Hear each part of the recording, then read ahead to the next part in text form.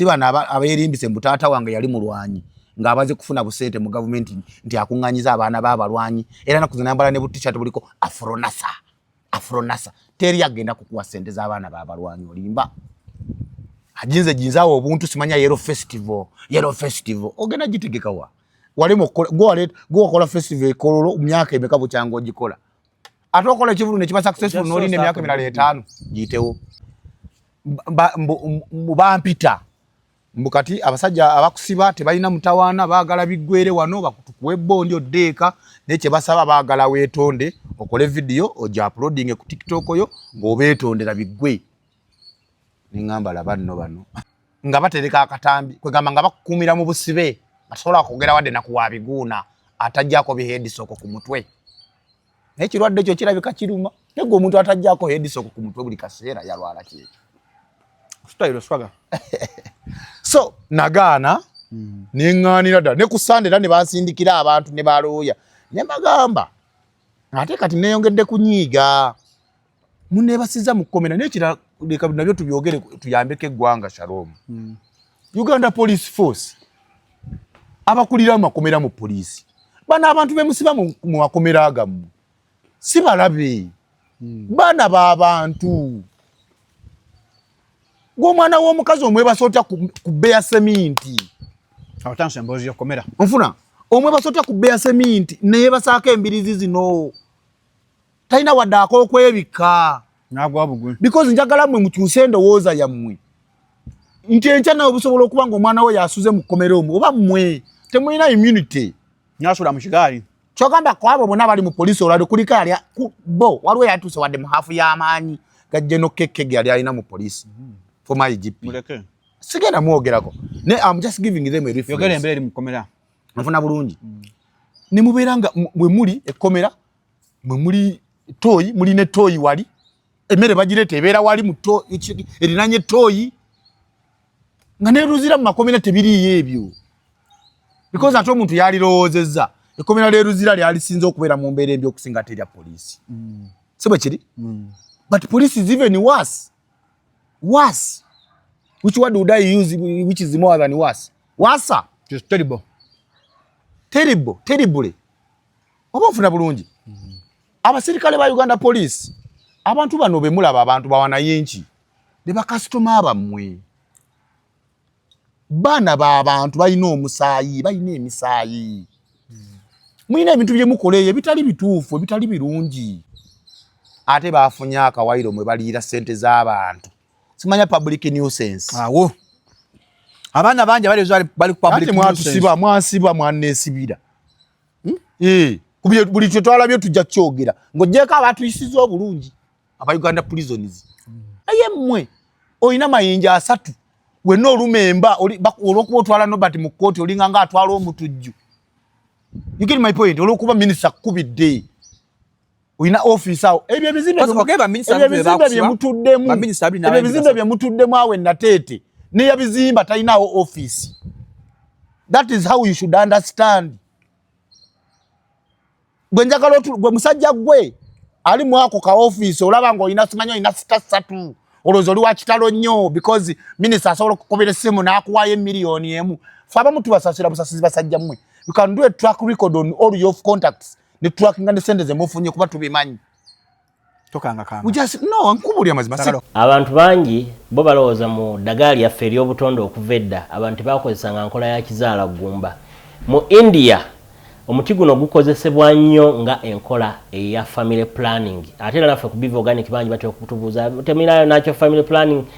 ku Biva Organic tugukozesa omuntu jja ne tumulagirira bulungi bwaso ogukozesa ate enkozesa yagwo nnyangu oil ono ayamba nnyo okukola ng'enkola ey'ekizaala gumba ate nga yeesigika omuntu etajja kuleeta side effect era gwe omukyala ayina mugamba nkozeseza enkola endala ate nezintiisa ni mutyono mulungi nnyo okukola nga birth control method ate eri reliable kubanga properties ze tezina bwe za affecting reproductive system ate mbofu nebizimba atozibikira enseke ate akuyamba n'okukelenzinga oyagala okuddiramu okuconcevinga tekikutwalya na budde kuba kikola boss ku basajja n'abakyala okusobola okukola nga spermicide kati gwe munaffe abadde teekateeka babadde ayagala okuba n'enkola yonna munakyo therapies osobola tokozesa ebintu ebibwa. Welcome to Shalom 256. It's happening with Tugamba. Kaswa Chigambo, it is happening. Oleku Shalom 256. Don't forget subscribe. But subscribing. Akadeka seko notification bell so that you get notified each and every time. Nze Shalom Haddad Kawese yakanda bokusoso yakava mu komera ng'obusibe bwakagwa bakutadde ngamba obusibe bugwa mpisa na buyonjo. So that two aspects katubaweyo kakantu omuntu omweyo kakantu kamuyise mu Christmas otegeera munnange kuba muri wakamwetaaga content so bulijjo nawe olimpulira ekigambo pattern in crime kati yego gwe siri tambwe yasamira muri gwe amancho pattern in crime okwata mu ngalo za njawe siri amna bwe nkulabiridde siri yo pattern in crime kyo nkivumirira ate katuba defend luzira no it doesn't make us to be bwe nze siga ba musiri kati kijinnyonnyole pattern in crime kitegeeza bwe muze emisango n'omuntu oyo nza kasanga bande bakubonana mu musango kikozi hate speech atenzi gwe byaswaka ba wayogera ebyanjwanjwa so awandasigadde bamuza Shalom lwaki ogamba lwaki weeyanjula waliyo omuntu gwe bakata mu komera wabalaba batusiba beka nga luwo batadde amaze emyaka 3 emyaka 4 bamutadde ko lwo yakafuna essimu nze Shalom Haddad Kawesi wali mukulaba onaku olwaleero onye Robert Twizire wabule ezulanga basiba Robert Twizire ate nga tulina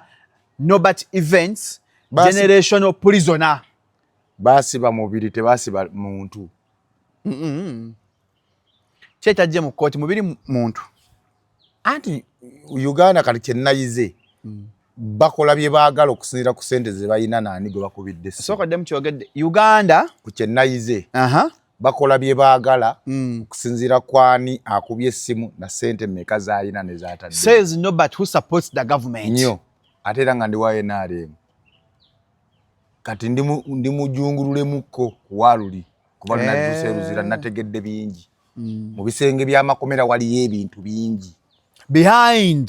the walls of the prisons there are many hidden secrets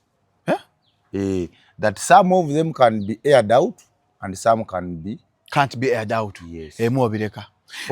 for safety tulina ku court bail is it bail bonje ya police tuli ku bail wanza okwogera ekino yakuzaayo ate kati ekyo si kye kikulu ekyokutuzaayo kubanga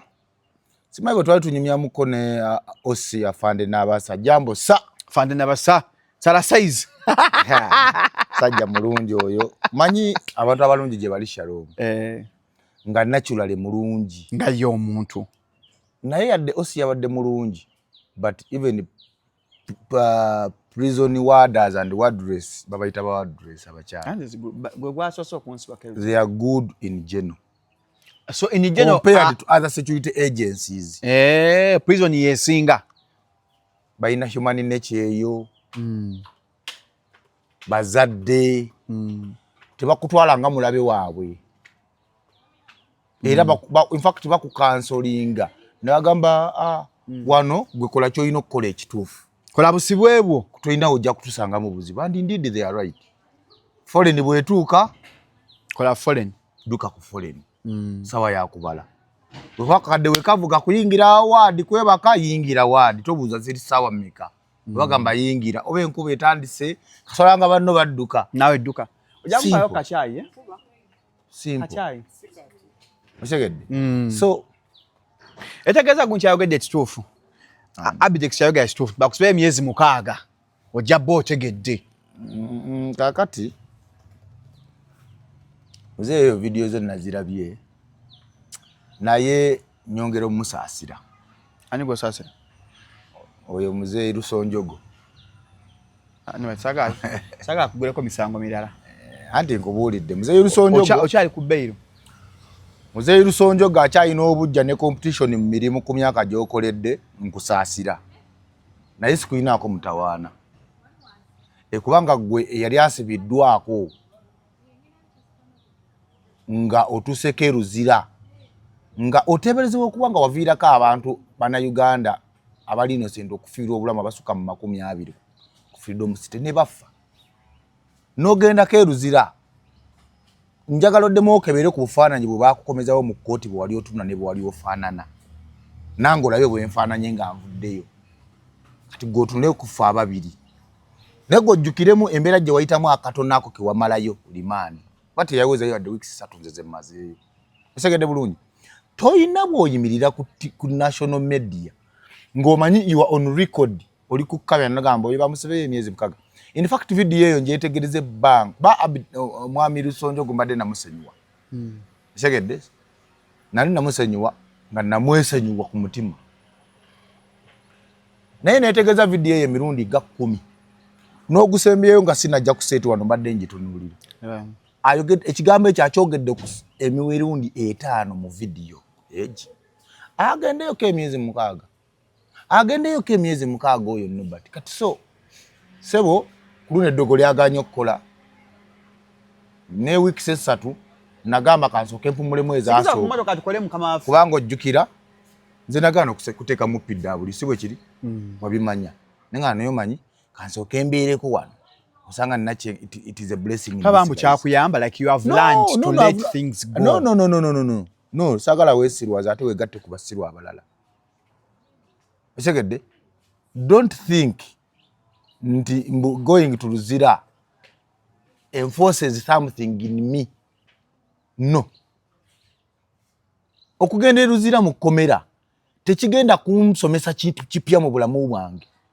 this is me the real me I don't pretend I am the Nobert Twizire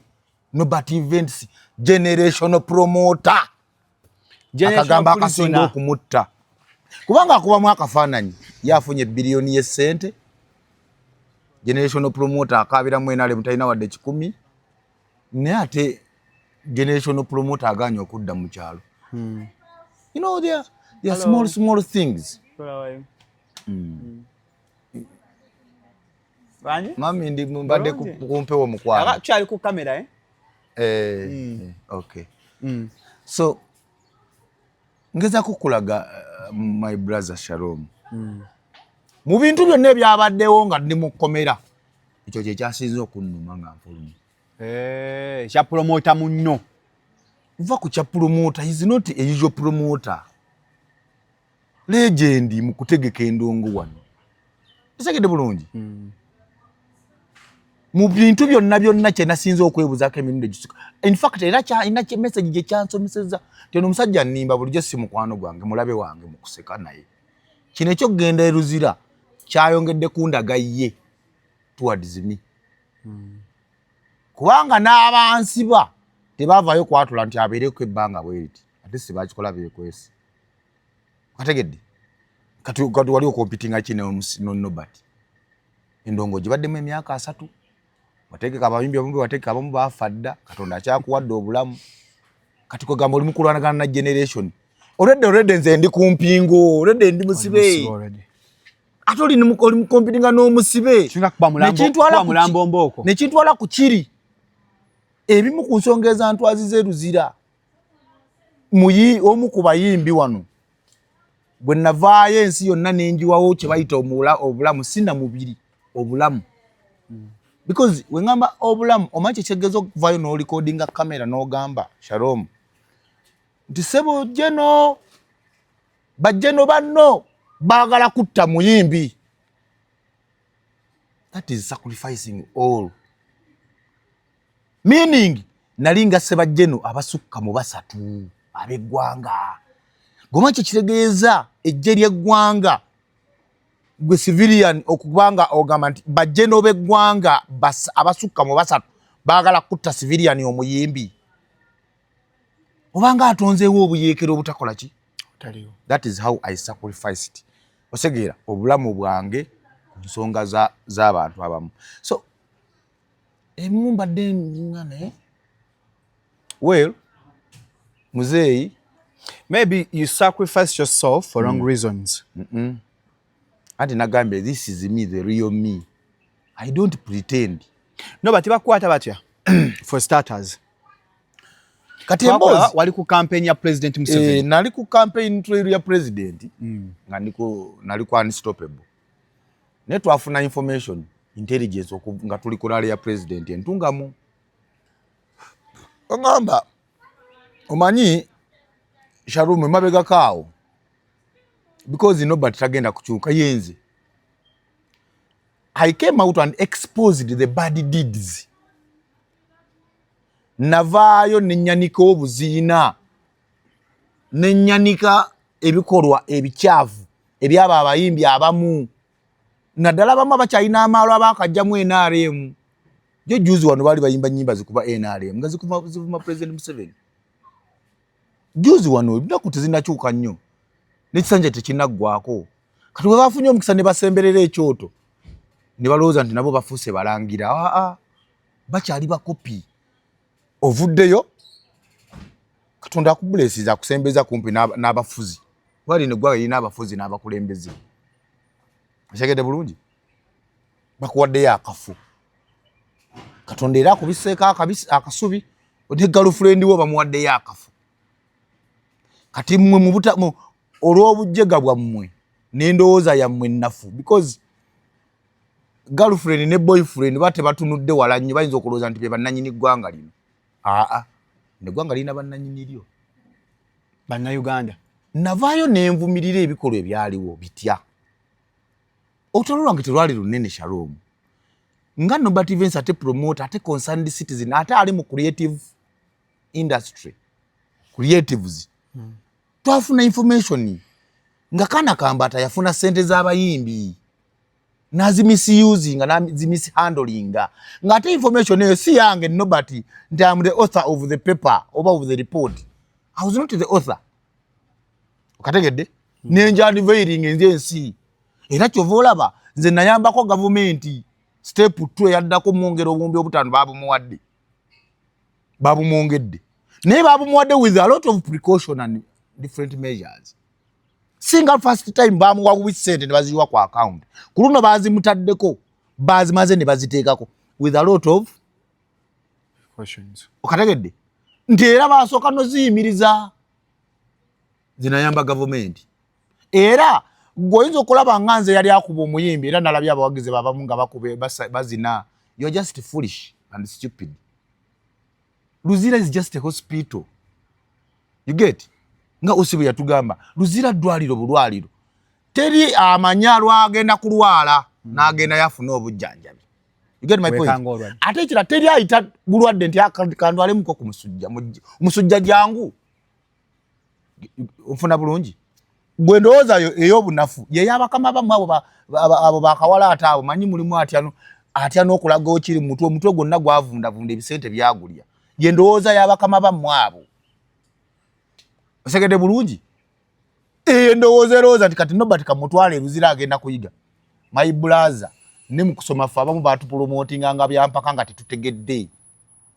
Niera chakosa. Kali mu bukulu agenda kunsomesa nani chakosa titya chuva you ended up in Luzira because you are not promoting kati tegeza go wayina kye wayize wakyuse. Yes, the nabe naize Luzira what I saw. You are just a coward. No, I'm not saying I'm a coward, but what I saw, the injustices, eziga maso, abana ate bakwata sima public nuisance, ebisanga ebitali binaizeyo. Ebitujja noze bitubikoneko nga tumaliza naye chemba dengezako ku delivering nti okutwala Luzira si solution Shalom. Era okutwala Luzira era wando kyemanye ekituufu ekiri ku mutima gwo kimanyi naye olimba Shalom kaweserera ndi tugenda kyuka. Kyobadde kiri and let me tell you change is a gradual process. You don't change at once. Yes. You get my point? So kana kambata njala ntwale message ne laba gikuweereze. Oli munafu nnyo. Oli mujega. Era njalo kugamba ebintu bikyuka nnyo mu nsi muno. Oli ku beiro. So sagala ate beire bagisazeemu. Uliriza nkiddamu oli mujega. Oli munafu nnyo ate kankugambe n'ebigambo bino. N'ekisanja nga tekinaggwako. Ogenda kubanga otandise okulaba ku nsi eno. Ate gwe siggwako abamangu amaziga. Government where are you? Ojja kubuuza government where are you ng'ekutunuulidde butunuulizi bweti. Gwe tukumanyi bulungi nnyo. Olaba onyiza eminyira n'ofeenya nga COVID ezzebuzi ne bakugalira mu nsi endala. Nga ensi gye bakugaliddemu olya onywa weebaka. Kati olwo Luzira wotakwata na simu. otagenda kukolera sex kubanga ku sex eyo mmere yo gwe ne sex muli muti osagede bulungi ekyo nkyogera lunwe kuba tumumanyi olina ku video ati bwe mbyogera ebyo ya baba manyi ne family kye balimu babeera mu maziga na kuwoza misango buli kaseera kubanga ensi gye baali bamusibiddemu ne babisiyaga biyandi biririddeyo ne babakazi yali bafunye naye yakaaba amaziga okulaga katatole ruzira nga n'okusembera busembezi musajja munono omukwatako bwoti emigo givuga so gwe waliwo byoli mu kweteekateeka tandika weeteeketeeke kubanga essaawa yonna kubanga walwanye naffe olw'okuba ku ssaawa zino olina capacity government bakuwaayo miliyoni 3 buli lunaku mulaleza president osasule ku bayimbi bo ba upcoming n'ofissaako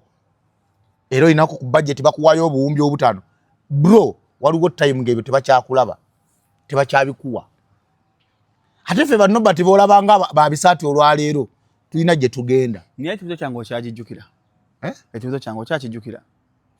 tulina kubuuziza kyogaba byonna bye mbadde njogera mbadde ndi off topic nongezako okulaga nakubuuza nobati bakwata batya anti nzija eno interview ya dakiika 10 nedda mbadde nkutandikidde ku lugendo lw'entungamu kyobola bafuna intelligence yali yeggasse era nefekera ejendi muyimbi munne nga ne bwayambala essaati olwaleero tanyuma wamulabyeko ku video ze nga tuli ruzira nalayo manye ennaku zino ayambala nnyo saati za yero njagala kwogera bintu abantu babirabye bulungi yegatta n'omuyimbi yayimba myaka jadda ayambala kati saati ennaku zino ayambala ne small size noyinza okulowooza ayambadde extra large gwe abantu balumwa obulamu bw'ensi buno kyalo mubadde mukomera nga wumuddemu naye abantu bali bweru era balina obulumi bafa ate nga aliwa bweru baŋŋambo yeetikka ekisawo kya sente okulaga mbu bamuwadde sente ali bulungi n'otunulira omusajja nga ku myaka gy'ayina ne gyakoledde akyalina excitement ya 1 billion yafuna 1.3 billion anti wuliriza at your level as Shalom and but at the level of that fake legend yayimba emyaka n'ebisiibo ebyedda level y'abanne omulala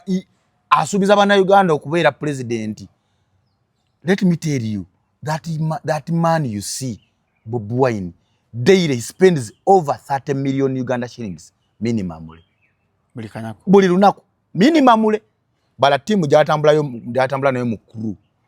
mafuta woteri abana ba boda inake yalesako gabira abana fulaga togeza gwe nomanyiro we nale mu lwachi njogera ku Bobi Wine njagala osinikire eri ebinyo kubaka kati nobati ne NRM di nobati ndi wa NRM eyetegerera olwo kuva no we nabadde mukomera people power your power nobati people power your power not my power. Me am protecting the gains era mbadde ruzira era omulimu mbadde nkola bulungi wadde okolazi omulimu go protecting the gains arasanga muntu mutanga nobati bakusibye abaja mu court ne tugende soka tubeeyo kati ngeza ko kulaga Robert Kyagulanyi ali ku level ensi yonna ekikirizo olwaleero is Uganda's biggest problem today. Oba omwagala watakola ki? Not a problem, a blessing. Is Uganda's biggest and a blessing can be a problem as well. Is a blessing. Ati mpuliriza. Osegedde inti atuko gendo kubalale ne bamwa nti ate toyitawo ne bateekawo ne biguleda tubadde tumukomera nga tubiraba. Ne bateekawo biguleda ebikola engudo mutayi atayingira kitu kibuga. Osegera kwegamba omulala asibidde emikono enjegere ayingire campaign yo waffe ayingira nga bwayagala. That is not fair. Kati atoyo kirabye it is not fair. Kati oyo kali ka fake legend akambala small size ne kabirira ko nga extra large obulamu bukaluma kagenda mukateeka kuno bati emisango kaliko emisayi gy'abantu kabera kagugumuka gwe njegamba nti obulamu bumuluma omanyi omuntu okubanga oyina amaka worth 1.5 billion nga tusobola gasulamu obulamu bwegombesa nyinza okugaleka ne nga nkola ebirala anti kubanga obeera mizimu gikuba kibooko. Yes, no, uliriza Shalom oba toyagala njogere byenjagala kwogera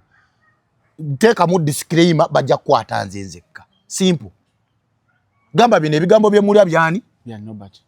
Bino ebigambo bye mulya bya Nobert event Nobert wizire disclaimer si byaffe nga Shalom 256 abakozi baayo wabula bya sekinoomu lwaki njogera bwentyo katika mubuulirire musajja mukulu wayimba kitufu weewaananga nti wagoba abakongo wabakomyawa Kongo kakati goli luddawa eyalabikanga nga Falo mwana wa ghetto olwaleero alina akuwa akawumbi akamuwa obukadde 3 iye abazungu basobola omuwa mu kalulu kamu ne bamuwa obumbi obusuba mu 100 ate gwe n'okwata akawumbi amaalo googi naago obeera mu kugumuka booti nga mubbi bwanga atamidde buli kaseera toyina kyoyinza kukanga kamwe nga mb'ogenze ku ripootinga Nobert agende eruzira. Nze nabadde ne ruzira naye ng'obulamu bwange bweyagaza nnyo nga ndi mulamu. Kazi wagamba wagejja osegedde bulungi ne kilo zeeyongeddeko naye gwe nagenza okuvayo nga ne saati ze wagenda oyambala mulaali tezikutuuka. Kati ani asinga okuba n'ennaku? You get my point? So awo Uganda erina okuvaawo oyimba emyaka n'emyaka oli mu kwegatta n'omuyimbi omulala ne muyita n'omuyimbi owookusatu era naye feded artist nfuna mukola bufayiro obwekimpatiira mukutte ku ssente bwe baba wadde mwenale mu campaign bwe mugasse nze okunsiba bantekamu miliyoni ziwera 100 wagalabako anti nkubuulira nze natuuka okukola statement nga agamba bumuleete ku ssente za NRM ze mubadde mulwanira nakyo liwa enyanti wasubira obbanga mulina ssente amuna mwenale wali abaana n'ebyana NRM wali abaana n'ebyana kati ffe ebyana byo NRM bamwe ebyana ebyeddalu ffe ebyana nekyabadde kikusibye ekyo bangaye bakiwadde emmotoka mpya bakiwadde n'abakumi bapyaba kinnamagwantala nnamammonde nababi all ugliness endowed and installed in one female person with a lot of matama. Namulabe yeewaana mbu yali akusenyolo nga kimaze ofuna amawulire mbu bakuleeta mu kkooti. Oyo omusenyi agenda ali n'abaana be Christmas nnyoko. Nze Shalom okutuuka keruzira ate nayongedde kunyiga bwaba mubbi nga abadde waaye ebeera eno va ku kyayi nange sinnanywa. Wabanga wabadde musibe onyumizaako n'abasiba mu bawulidde abaana b'ekyayi ruzira awo kati nkulaba otandise n'ekyayi bw'ekyayi bwaba mubbi nga yali yagenda eruzira andi abasirikale b'eruzira bakimanyi omubbi yagenda eruzira nga bakasimu kati yafunye omutima ogusobola okusitukira mu mmotoka yagenda bakasimu emmotoka nja gitwala bwe buba bubbi kati oli kulevo ya mu mmotoka awo wetuli era gwe abadde alowooza kati Nobert enjawulo eriwo sinafuna simu yange just have destabilized me nti simu bazinzija naye bakuwonyeza ekyo simu naye mubanga ttono by Christmas wenagwera live ezo tezaali nnungi bali mukambwe so wetufuna information eyo nga bwegasse of course balina obusente obwo bukyabawaga bakalaba basemberedde obuyinza ffe tukulidde mu buyinza by the way nkulidde mu barracks bwe yave Kabale nti nkulidde mu barracks era kyovola mu bintu ebirala ekyanumye ng'ogyeko ekya muzeeyi Lusonjogo oyo okugamba nti bansibe emyezi 6 kira kyenanyigidde ye poliisi ya Uganda naye nga sinatuuka ku poliisi ya Uganda kati bwenfuna information eyo nze nesitula nenzijeka nenkamwawo e Kampala I find out I make traces of which files ze banvunaana ndakwata ekkubo ninetwala Nate because Natete nayinawo omukyalo omusirikale CID gwe nali mmanyi. I took an initiative njagala abakulu ba poliisi bajja biraba bino Uganda Police Force from the IGP Director Crime Intelligence Director CID and other departments, in fact Director CRO, that is the computerizing office. Ekigambo poliisi n'omuntu wa bulijjo kitegeeza ki? Yamba poliisi naye ekole ki? Kitegeeza ki? And there is a very big budget. waliwo budget nene nnyo ey'okubridginga gap wakati w'omuntu mwanayinki ne police. Naye Nobert otoza kali ak'emisango. Naye Nobert I've taken an initiative. Ntegedde nti police ennoonya. Nze nzize ku police yammwe because okumanya nti musango gwange gwalimu influence ne invisible forces and invisible hands. File nze bampa wabira Nateeti. Sorry, bampa wabira Katwe Emakindi. Owe Katwe yo banna. Ulira kyatekoze ku nsuku. Mpuliriza. Okumanya musango gwali biased. Bawa aba file 3 yasooka yo fake agent yoyo. Omuvubi. Nfuna kakati nebalayo nga mwezi gumu kitundu. Bano bagenda okujanga enono eyo no ye yamachuwali ngerirede erina sanction kati bano ba IO nebaga atusobola mukwatira mu yoli kyobola mukunde eta mu kote ze bandetera mu yakali akagugumuka. Nfuna so nzija mbuza mukyala CID mubuza bangambe banonya naye kakati nze munonya mutya because Nobert nze tosobola kumbulwa ngo nkola ki onjagala. Yes, government tosobola kunnonya n'embulwa bwemba nina omusango nakola ki omukyala nayogera bulungi nnyo nanga Nobert simanyi kiriwo but let me find out kanonyereze kuba IO tumanye omusango guliwo. Omukyala nantegeeza kituufu badde bakunoonya naye njogedde nabo nimbategeeza nti obadde wano era obadde oyagala kumanya nsonga bwe zitambula ojja okole statement. Nkuzayo kukiri nti police n'omuntu wabulyo kitegeeza ki ebyo byonna byenkola nyanguyirizaako police omulimu gwayo ogw'okukola ki ogw'okunoonyereza. Okumanyanga abasajja bano balina interest kyobola nze musango gw'okunkwata era abasinga badde balaba kulwaki ate ayogera nnyo ku oli ow'ebisente n'ebiguuna mu mutwe ate ng'ono ye yamusiba mu fayiro. Kulwaki nkiremerako IO ngenda okwogera naye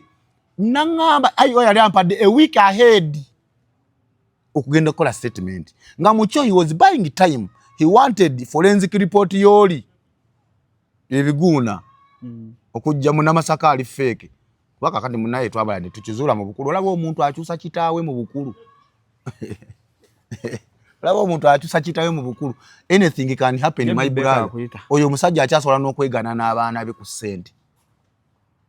asobola n'okusaddaka n'abaana be ku ssente.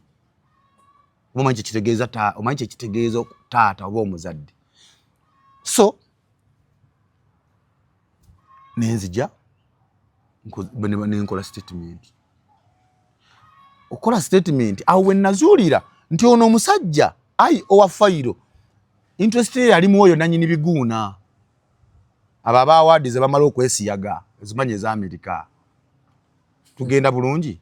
oyo era beewanana nnyo ate nane bwine era gwe nafunye ati bwe twadde mu makomera twakyaliddwa abantu ab'enjawulo. Olunako kazawo kasajja kafeekera ejeni ne video nga kesiyaga ne muyimbi munnako we Tanzania video weziri video nzirina just nze ndi machuwa era bwe mbyogerako bino bajja bimugamba ajja bitegeera nina video zo nga wesiyaga n'omuyimbi we TZ ngero yakala nomination za Grammy era nga gwe kizibu kyo ke kakasajja k'ebisente nikati ate bwe mwegatta ate musibenze kati wana akusaba video ezo ogenda ziwayo mu koti anti gambe nzirina adde yaloopa omulala kati ate yavaayo n'agamba mbu we meet in court. Ate lwaki yakawadi yafuuse mu TTZ fayiro ze n'asigala ng'azikukulidde ku police. Wana adde njagala obwo bufayiro wa mbuwoze oba mbusavinge bugwe ekyo nakyo kiggwe ekyo nakyo kikole kikiveewo simple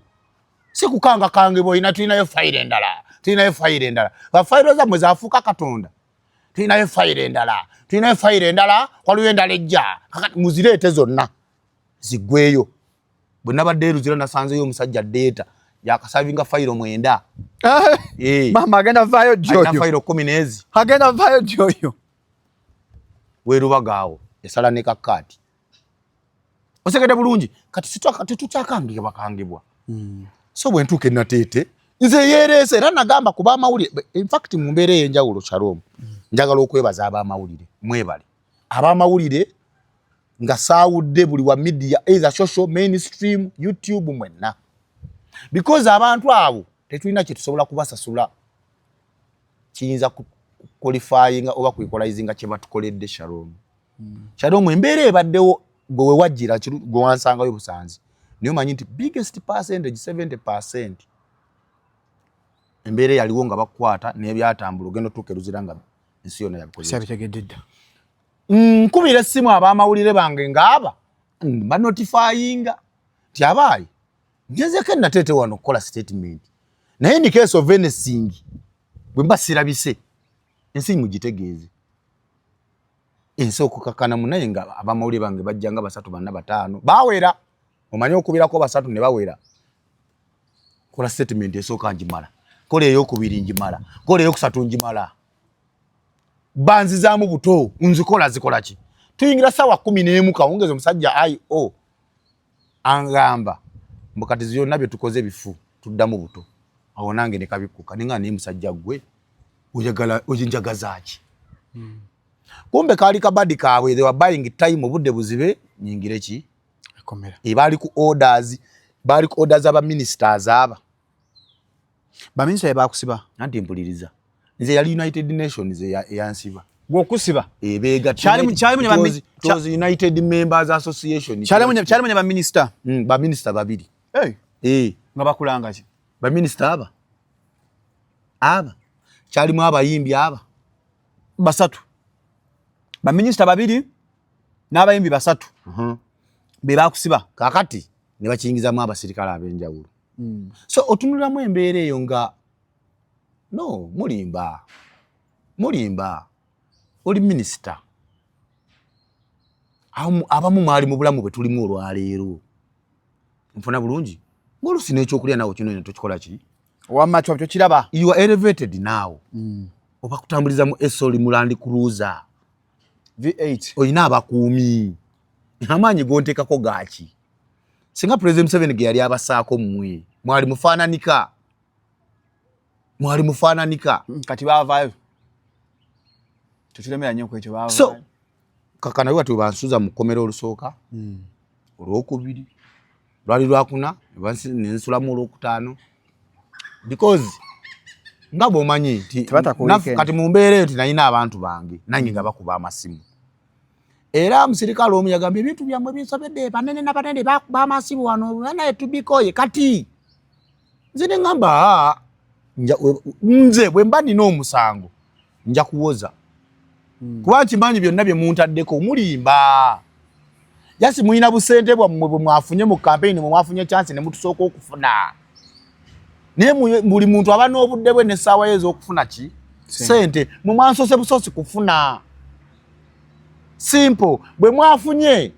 temulowooza nti azigaba zaamuweddeko oli nnyanja okategedde bulungi so temukozesa bubi sente ze mufunye kubanga mwe abamu ne sente mwazifunye nga musaba za kugenda kujjanjabwa atani mulwadde nfuna bulungi bakufu chai tebampa chai nfuna bulungi bafunyiza bujjanja because okimanyi bulungi njo kasajja go wageni wa president n'omugamba nti oyagala kuddayo bakwekebejje ebyenda obutago bwakutuka wala gye yabwocha n'abumalawo ekyo kimanyi bulungi tujja ku police anti mpuliriza anje gamba tujja ku police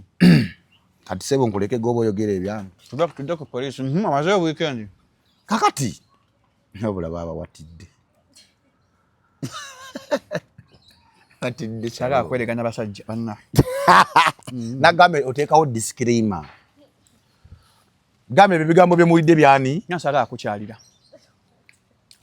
kyogamba abatazze saavuddeyo nalabye weerega n'abantu abatazze baveeko by the way on a serious note Sharon, people are going through a lot and for that reason I want you to forgive bulungi people are going through a lot Sharon ng'oli yali ayagala gye nenga ne transport tamulina mukwano Sharon, I'm telling you the truth so otegera bulungi so basenyuwe because nze njaga ku example ya mutabani wange walo ndaganyo oli kuntunzaamu kamera ate yanchali ya mukondera kati mutabani wange omwe yajjayo naga mzee bakwata iliza mzee wange nguletedde emitwalo bannange tukole bakwata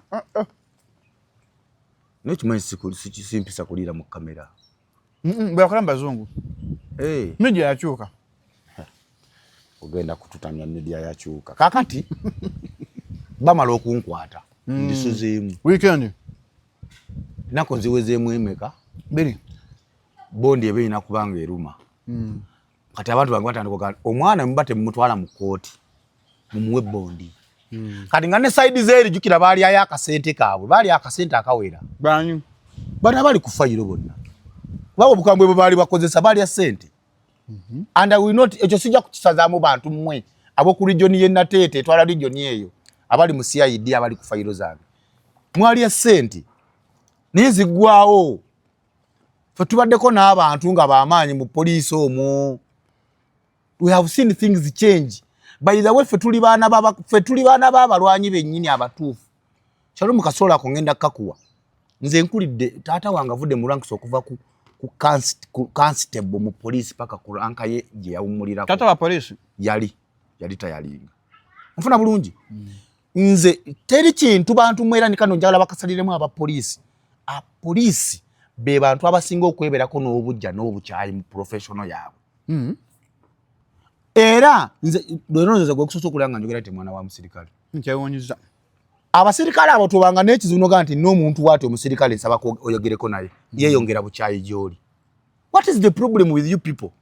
Fe tuli baganda b'abaana bammwe. In fact fe abantu inspire n'abaana bammwe. Mwe basirikale mu abakyali in service olwalo mwina n'abaana nga bafeirinze in life nga mubeera mukaba maziga ate olabye nobody events mujito n'abasirikale abamu si bonna abamu balungi nabo osange nasange embarale nagamba okikola otya tumanyi taatawo yali bwati ne bwati nitukulaba kakati ate olina byokola bwereega segera kakati bano ate abe Nateete bo ate bakulinako obubezi na fitina na bujja mwana wa mujasi mfuna bulungi mwana wa mulwanyi kakati atali wa DNA wamala kuziikula miramu nako kagatteko nze taato waddala nga mu bulamu mulabyeko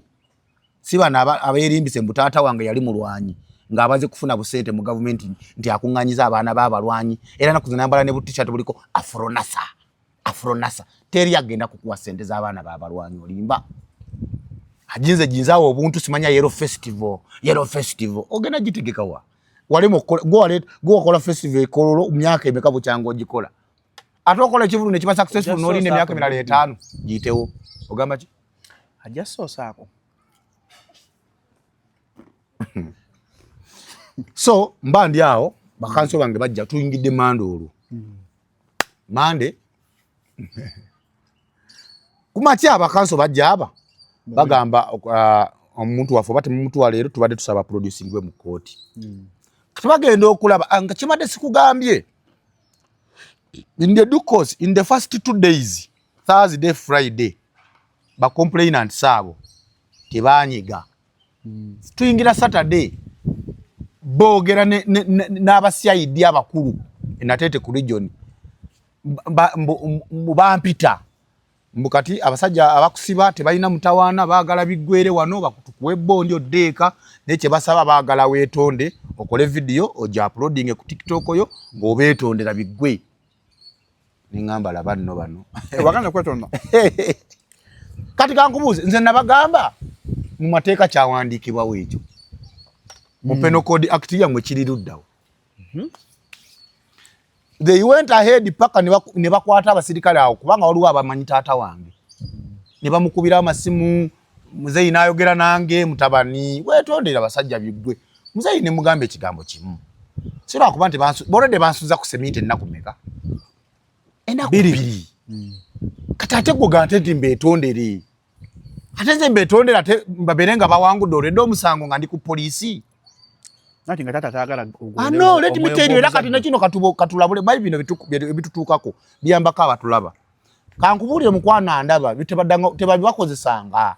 we weetondera omuntu bwoti oledde oba omaze okwewako obujulizi nti omusango gwaguzza aba amaze okuwangula kati mbakuba nga naliddofe nga batereka akatambi kwegamba nga bakukuumira mu busibe basobola kwogera wadde nakuwa biguuna atajjako biheedisoko ku mutwe Ekirwadde ekyo kirabika kiruma. Nego omuntu atajjako headsock ku mutwe buli kaseera yalwala kyekyo. Style swaga. So nagaana neŋŋaanira ddala ne ku Sunday era ne bansindikira abantu ne balooya ne bagamba ate kati neeyongedde kunyiiga munneebasiza mu kkomera n'ekirala leka nabyo tubyogere tuyambeko eggwanga Shalom. Uganda Police Force abakulira mu makomera mu poliisi bana abantu bemusiba mu makomera agamu si balabe bana b'abantu gw'omwana w'omukazi omwebase otya ku bbeeya seminti Attention emboozi y'okkomera. onfuna omwebase otya ku bbeeya seminti neyeebasaako embirizi zino talina wadde ak'okwebikka N'agwa bugwi. because njagala mmwe mukyuse endowooza yammwe nti enkya nawe busobola okuba ng'omwana we yasuze mu kkomera omwo oba mmwe temulina immunity N'asula mu kigaali. kyogamba ku abo bonna bali mu poliisi olwali kuliko yali bo waliwo yatuuse wadde mu haafu y'amaanyi ga General Kekege yali alina mu poliisi former IGP Muleke. sigenda mwogerako ne I'm just giving them a Yogera reference embeera eri mu kkomera. nfuna bulungi ne mubeera nga mwe muli ekkomera mwe muli tooyi muli ne tooyi wali emmere bagireeta ebeera wali mu erinanye tooyi nga neeruzira mu makomera tebiriiyo ebyo because ate omuntu yalirowoozezza ekkomera leeruzira lyalisinza okubeera mu mbeera embi okusinga ate erya poliisi si bwe kiri but police is even worse which word would I use which is more than worse It is terrible. terrible oba nfuna bulungi abasirikale ba Uganda Police abantu bano bemulaba abantu bawanaye enki ne bakasitoma bammwe baana b'abantu balina omusaayi balina emisaayi mulina ebintu bye mukoleyo ebitali bituufu ebitali birungi kyova olaba mujja kusanga abaana b'abasirikale abamu nga balinga bikolimo nga balinga baliko ebikolimo mulina ebikolimo by'abantu bye mubisiza obubi Nakyo mpozi abakusibye si complainant. okimanyi poliisi complainant asobola okujjako omusango n'agaana Poliisi ya Uganda. complainant ajja n'agamba ebyaffe biwedde poliisi n'egamba nedda ate baafunye akawayiro mwe baliira ssente z'abantu simanya public nuisance Awo. Abaana bangi bali ku public ate mwasiba mwanneesibira buli kye twalabye tujja kukyogera ng'ogyeko abatuyisiza obulungi aba Uganda prisons kubanga naye tulina bye twasanzeeyo ebizibu naye at least yadde ebizibu ebyo babirimu mu lw'embeera bo gye bakoleramu ne maybe ne sente ziva mu gavumenti tebalina musango twagubajjeeko naye mmwe olina mayinja 3 wenna olumemba olw'okuba otwala Nobert mu kkooti olinga nga atwala omutujju you get my point olw'okuba minisita kkubidde olina office awo ebyo ebizimbe bye mutuddemu awe nateete neyabizimba talinawo office. That is how you should understand. Gwe njagala gwe musajja gwe ali mu ako ka office olaba ngo ina simanyo ina sita olozo oli wa kitalo nnyo because minister asobola okukobera essimu n'akuwaayo miliyoni emu faba mutu basasira busasizi basajja mmwe. You can do a track record on all your contacts ne tracking and send them ofunye kuba tubimanyi. Tokanga kanga. We just no nkubulira mazima sikanga. No. Sikanga kanga nkubulira. I want you to be mawulire. Uliriza. You're supposed to be. Andi mpuliriza. Shalom. Bino byonjogera budde bwa kumacha. Noyemba nnwa sinywa kumacha. Kitegeza sitamidde. Byogera nkola ki? Kyegamba mu mateeka lwa bantu butamanya. Nze nobody sobola okuteeka mu akasente. Nenfuna contacts z'abasajja bana ku police ya region yawe natete ne ku division. Bemmanyi nga kiwaddiru bali ku sente. Singa abali musango gwange bano contacts zaabwe mobile money mu kaseera konsanga bafuna kyoka basobola okubuka kubanga bafuna yo kasente ka mobile money basobola okuwona wali kibaita professional standards unit ya police solo balemerako ne mbafuukire kizibati because nze nkulidde nze abasirikale be bandeze buke dakulese mu kkooti tuseruzira gasena ajja mu kkooti tonzirusa kipayo ubadde kyoddawa sebo lunaku nalukuwadde kakati kumacha tebanandeeta mu kkooti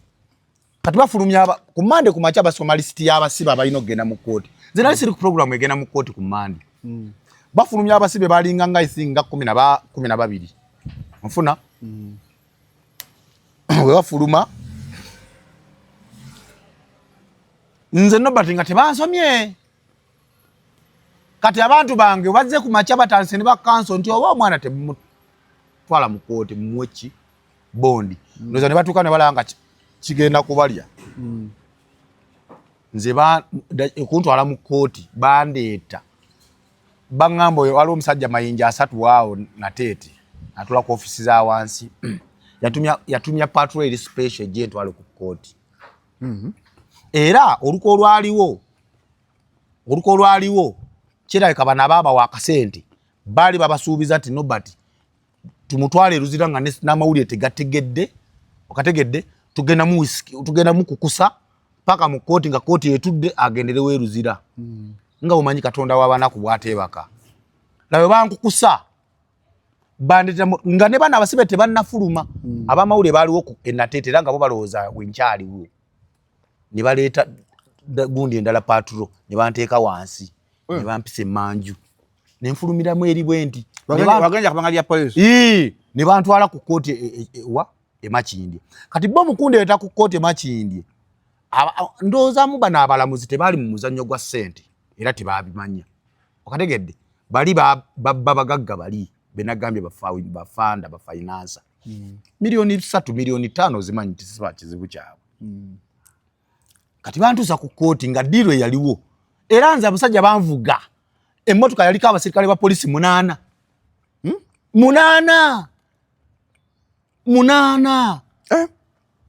omanyi nga bavuga babesi gye babaleeta nga obiraba bwe nti bwe nali ku kooti e Makindye bantuusa bagibuukako bagenda olaba avaayo Nobert nga tikuli ku kooti wa mawulire wadde n'ogu kati mweyembeera waliwo omukyala atula Nateete awo era abamu ku ba IO yenna bayaayana adduka misinde kuganze bavuga wanuwe okunzija Nateete okundeeta e Makindye wanuwe twatuuka ekibuya awo ku roundabout ne bagibuukako babiri ne bagenda ne batereza ku shame upon you guys. Shame upon you guys. Ate police ine tima ku NRM simanyi buzibu ki. Kugambye gwe okwambala obwambaze NRM police ekisoko jinyiza. Era njagala nkubira guno omulanga President Museveni akitegeere. Ekyo njagala mukitegeere bulungi nnyo President Museveni ekinungi yakimanyi. Jeno Muhoozi Kayine Lugaba nawe nkuwa message eno. Mu bitongole bwe mine ebyokwerinda police tebaagala. Tebaagala. Ekyo nkibagambye okuva n'olwalo babi nnyo gwe okwambala obwambazi yero ya NRM musango era bino bye mulaba olusi ne bagamba bali baziyiza abantu ba Bobi Wine baani kugezaako basanyusa nabaweereza message teba kubanga ekyoka kyabyo neno silent ne bakugamba anti kati mwe mulemeza omusajja mu buyinza kati muleete ssente afamu tetukote batuwa ssente buli lunaku afamu tetuba na ssente ezo zaga anti munaye kwata ketano kwata ko kino segedde bantu sisi bwe bantuse e Makindye onfuna munaye nga omanyi Katonda waffe manye kyaddako baagala okunyingiza kooti etali mu mulamuzi era nze baagala bankuumire waggulu sina mu kadukulu ka wano wansi kuwalabye akakonti nze banyingiza waggulu nga omulamuzi taliimu kati waggulu nentuka ne mbazimbirira ne banziza wansi mukunziza wansi nyingira akadukulu nga tewali muntu gwentunuulira mu nnyumba ajja tusumba nga tewaliwo muntu gwentunuulira ayinza kumpa ku ssimu awo kati omuntu gwe nalabe eyajjiramu Katonda wange ye gundi ono muze waliwo omusajja ono atera okukola omweru ayambala bugalubindi omweru akola nnyo political programs naye analysis yakolanga nnyo n'eddiini Lubowa kati akola nnyo Stanley Ndawula oyo yali Katonda wange ku kooti awo era sebo tata Stanley Ndawula n'omwana anakasalamu kano teekayo ekifaananyi kya Stanley Ndawula jebbi okinteekerayo sina bwenyiza mwebaza Stanley Ndawula bwe mulaba bwenti gwe nategeera amangu era olunaku olwo baali bakomyawo gundi mu kooti Dini Lubowa saava bamusalira ate bamusaliranga bamusalira bamusalira emyezi 3 okay anti alina fayiro nyingi kati bwe mulengera bwenti muyita nerinnya lye nali sirijjukira mga mukama wange soko jje awo ne mala nerijja mwami Stanley kati agenda uli muntu ayita erinnya lye Stanley ne yekanga mu kaduku tyatani ne mga munaye nze Nobert Events mumanyi ati mutawana ki namugamba mu byoba okola nyamba okubira omuntu omunaalongo kitone kati mukubire simu naalongo kitone weebale Shalom twetaaga abantu nga naalongo kitone mu bulamu bwaffe we go back omuntu akwagala nga akulabye bukulu nga talina kyakufunamu a friend with no benefit Shalom wenda ngosegede bulungi ntegede naalongo we namukubira essimu yali eji nasoka nebeera busy naddamu nakubugokwe namuga mwanyina naga kweddukaza mu kime olya nga mwanyina ntaasa bankukusiza bandese kati ndi ku kooti tegeza baloya baje kumbe baloya bali natete bali banindide tatete bamanyi ndi mukomera ndi natete bwentu ka embeera nenjira bane okusinza ku mbeera bwe nagisoma mangu nina bye nengera amangu nze embeera nagirengera nga nkyali natete nimaya wakire ina kugwera keruzira wakitegera kati era ekyatuukawo ku kooti saakyewuunya walinga nze namanya bwentu nenjolekera Luzira Islands otuukayo nenyingireyo nsi ndala but nche nasoko okwebaza Katonda n'oku appreciating and I'm going to learn something new in my life waliwo bye tubasinga kati mu abamu mwe babiguna headed boys tulina bye tubasinga kati okumanya there's that life you cannot live in now or you cannot even think about for us we have already lived in it tubaddemu yes so bwe ntuuka eruzira nga sinatuuka Luzira mba ku kooti awo essimu olwo zitandise okuvuga abantu bange batandise okutegeera aba mukama wange mu ngeri enjalo omanyi tabagala nnyo bintu lusi bya media mukyala w'amaanyi ava mu busoga eyo maama weebale ino weebale irala weebale kunyenda baba bagamba weebale kunjagala omukyala oyo yanjagala twasinkana businkanyi ku mukolo gwa kazini wange yali graduation ye kwe twasharingira contacts olwaleero mukwano gwange yambeerawo nnyo okuva ku step eyo nga ndi ku kagu awo nga sinatuuka Luzira anagamba muna mateeka ate minister so nakuba essimu nagamba nobati mumumpe njogere naye nagamba tofaayo mutabani aluma mpita mutabani oluma mpita my brother tofaayo mutabani kati ogenda fuuka musajja awo nengoma ngamba mbadde mulenzi nafuuka musajja ati wanga ogenda fuuka musajja ebyo byasajja bye bayitamu naye tofaayo nfunire namba ya maama w'abaana ngenda kufuna ndabe embeera oleme kuyisibwa bubi era navaawo ku kooti okutuuka eruzira ng'essimu amaze ozivuga okuzikuba zonna nga bwe kyetaagisa era ngenda otuuka eruzira ng'ogyeko bino ebya nti tubeera ku mawulire na biki ngenda otuuka eruzira nga bamanyi tebateese mutemu nga bwe nayisibwa ku poliisi bamanya nobati azze nga abasiba abalala era dute yaffe eriki kumukuumirawo wano si makaaga ajja kuvaawo akola eki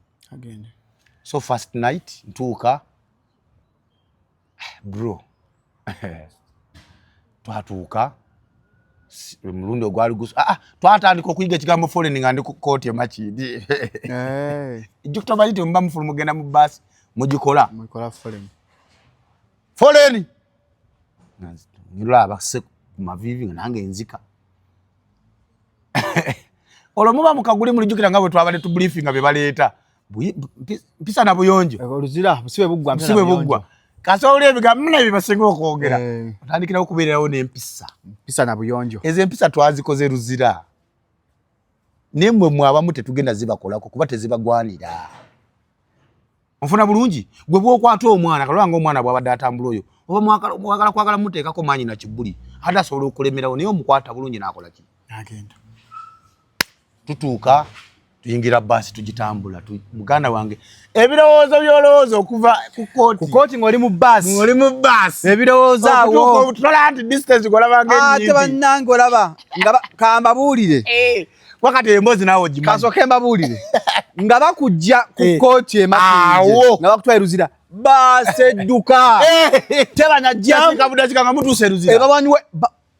omusajja yatuvuga mu baasi mu ddakiika mbaawo kaaga Luzira prison you are welcome nga muvaye naye kuliko akagambo yo welcome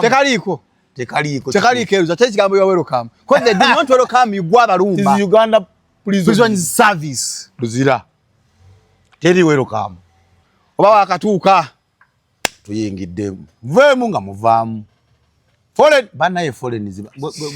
mu bintu byolina okweteekateekera amavivi gano mu abalwala amavivi tozza misango ekyasinga okunzita olunaku olwasooka ekyo ekyatuukanga ntuuse Luzira okunyambulamu ngo nensigala bwereere basajja bannange ne bandaba so omusi babiri up to now that thing disgusts me up to now kati bro kati ekisinga mu byonna Luzira ekyasinga okunnuma basajja nye kwa jamu engoye nensigala mu box atole semu yaki we madezi jawo nga nokujja mu box nga basajja bannange be bandaba sokoleke kati kanko nyimize munzi natandika okutegeera nti ndi musibo manyiwo tutuuka tufukamiranga era nkyalaba ng'embeera eri nnomo mutuuka wano mutuuka sente zammwe zobadde olinamu omusirikale yaziwandiika eno ku kkooti ne mwotuuka wali era baziwandika ne baseka mu sisitemu y'ekkomera so twatuuka muwandiise by'onaayagala okukozesa sente ozenammeka bwe bimanyaawo tuyingira wano twambala uniform wano ku piseero giraba tubadde tutuula okulya emmere uniform esinga we zibeera kati ndaba nga sinabakola banyumba era ekola ki ekanga genga wogambye ekya bokisa mala okugyamu essaati n'empale ndekamu bokisa yange ati ku bokisa wana natandika okutegeera nti kituufu ndi musibe nzijako essaati nyambala saati ya prison nyambalirako bokisa yange njagala njambaliremu ki omwana omusibe yaŋŋamba gwe musajja emiggo oyagala kufuna kawumbi jamu bokisa ngilanga buli omaji ate babifaako obusolo bugira buti babulebeeta bulebesiwe buti abasajja abakulu kyali omuzero bantwala ni muzeeyo emyaka 68 oyo ngenda mukunyumiza awo nzibiriza amaaso ndaba nti omuntu alinga jjajjange abiri tebikyaliko ebyo ate muzeeyo ye muyinako emboozi kakati tuyingira ekyo nkitegedde bokisa njijjemu batandise otugaba genda muwodi bweti genda muwodi bweti genda muwodi bweti genda muwodi bweti nze nenfuna omukisa awo nasigala awo piseero era abapiseero batuyisiza bulungi abakatikiro talina simu naye katikiro wa piseero mwami Robert erinnya ddala alinga nne nalyerabidde banjweje eya Robert atulabiridde so era nze jjukira nze mwe natuukira mu mikono gye watukira bakatikiro katikiro mufunamu omukisa tinagenda otuuka yaliko omupromota ne bapromota bo mu byalo bana abategeke Masaka wawa ab'ebinyanya wateka bakiweewa kati nga mmanyi yankwata bulungi dde wano ze nasulirawo omanyi piseere erimu obusenge tasula mugundi saasula mu kigaali bakuwa amalaazi amalaazi anti ate ng'ogyeko amalaazi nze nalinganga omugenyi wa Katikkiro omanyi wali okubeera nga Katikkiro bagamba muntu wa Katikkiro bamuyita muntu wa muzee batasibanga kabuuza amalazi kyeki amalazi bwe buliri wosula ssebo bakugatira bulangiti ekinene nnyo babbiri n'endala y'okwebikka awo beera ne VIP treatment atasula ku malazi osula musula mu layini ku seminti kati kango nyumiza emboozi y'ekigaali past night kati natuuka bali mukulaba amawulire gana agasaawe NTV akawungeezi kakati olw'okutya kwe nalimu sinategeera mbeera njagala okulaba embeera eno sikola nsobi yonna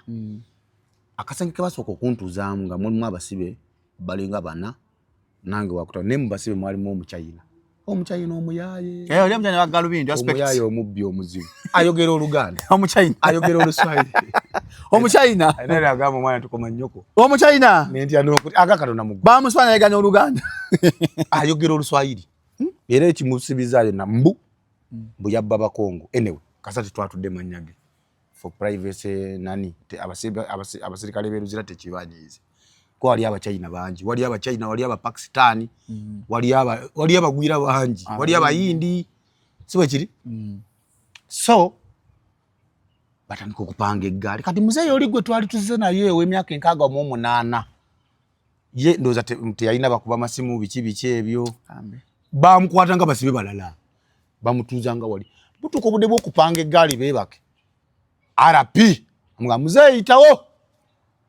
muzeeyi n'agamba RP mwana wange mpola mpola. Arapia mugamba togeza n'okiddamu wano nze kitaawo yitawo muzeeyi ne bamunyiga mugala pa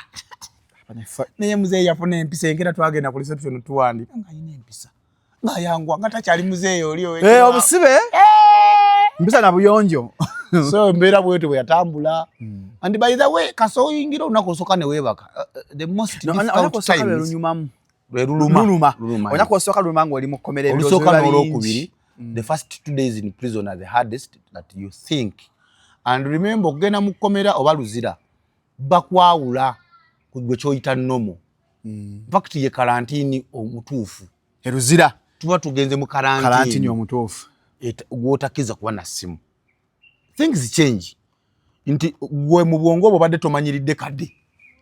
ode mu life y'okusoma ana kumajanya wulira akajanya kakuba dada foleni ategede bulungi oddayo mu bulamu bw'okubeera nga student wa senior 1. Ekirala bino abana abiraba twagala tuwawe tipu enyango ejjo kuwanguzisa ng'oyingidde mu prisons okuba ow'empisa oba omugunjufu obutafunirayo ebizibu because waliwo era n'abafuniddeyo ebizibu. Bw'oyingira prisons luzira ensonga ze nategeddeyo enkulu ziringa 3. Nti 1 olina okukkiriza nti oli musiru. You accept eruzira tosobola kubeerayo musibe ng'ate oli mugezi ate omusibe obeera otya omugezi eruzira badde tokiraba. Okay. Eruzira olina okukkiriza nti oli mwana muto ne oba nawa myaka 7 ne onaaba olina emyaka 7 oba mwana muto. Bw'omala okutegeera nti oli musiru abasirikale be bagezi n'abakulembeze b'abasibe balapi boma temumanyi bantu balina buyinza obuyinza buli eruzira. Mwe oyinza obba oli eno olowooza olina amaanyi obuyinza buli eruzira alapi boma naye nze nabaweerawo ekitiibwa. arapi anti waliwo katonda tubamenyemenyere waliwo arapi boma oyo yabanga mu ssomero w'obula nti prefect kati wabeerawo bakirasi monitor abo babayita bawaadi arapi oyo amaanyi ge gabeera mu waadi mwasula. waliwo ne poliisi yakuma empisa mu waadi. Waliwo ne arapi wa toyi bamuyita arapi cho akusange ng'opama nga toli ku nteekateeka budde obwo ageza akusange mwepamyapamya ye Katikkiro n'amala ajja mbu gw'okyapama ovaayo obuukayo. Kati alina obuyinza bungi buli omu alina obuyinza mu department abaana balina obuyinza eruzira awo. kakati arapi awo tubamaze arapi boma arapi cho arapi waadi then waliwo bakatikkiro abo bakatikkiro buli waadi erina katikkiro.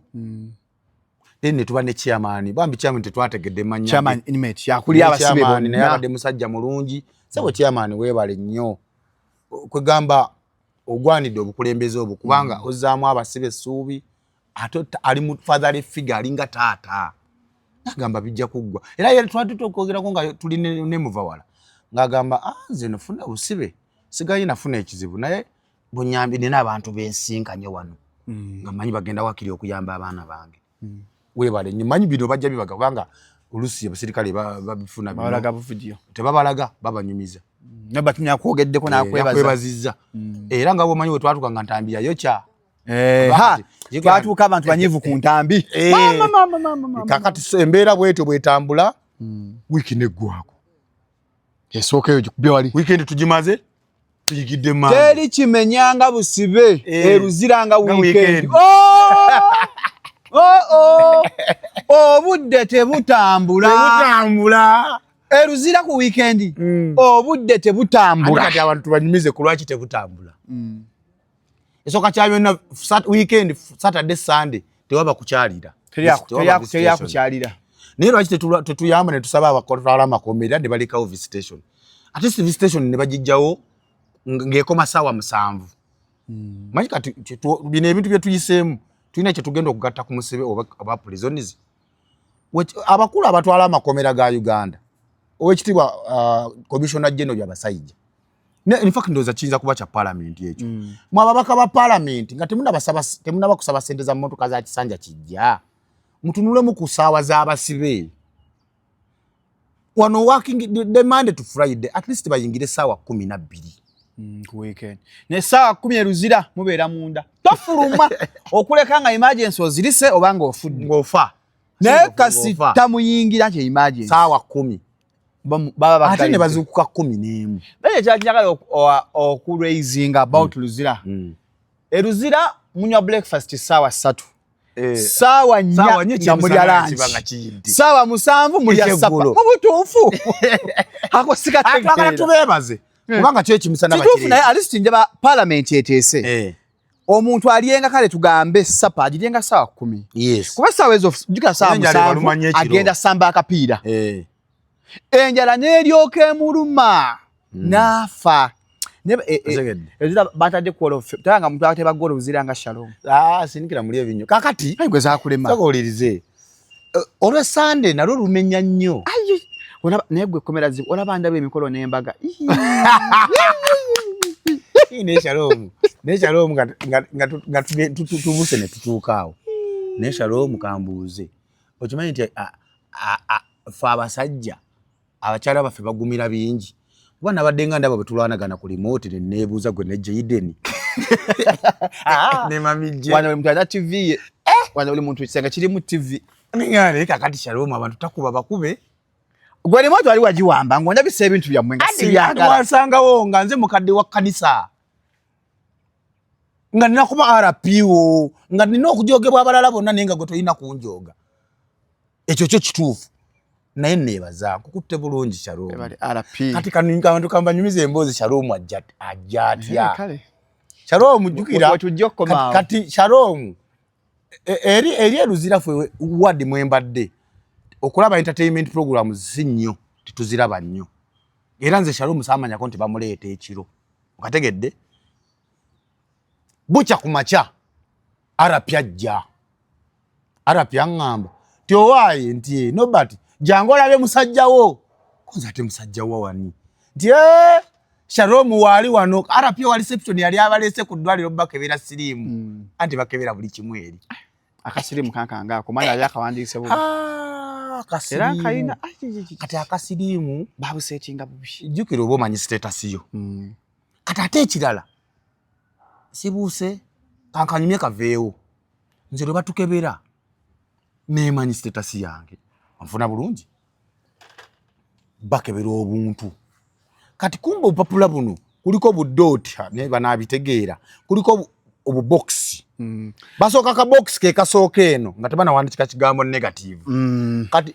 negative akabox negative ke kasooka akabox ka positive ulira akabox ke kasooka ne bandika ko kigambo negative nga balina kutikinga eno mu kabox kyokka ne wasooka wali kigambo positive webale nnyo kati batinga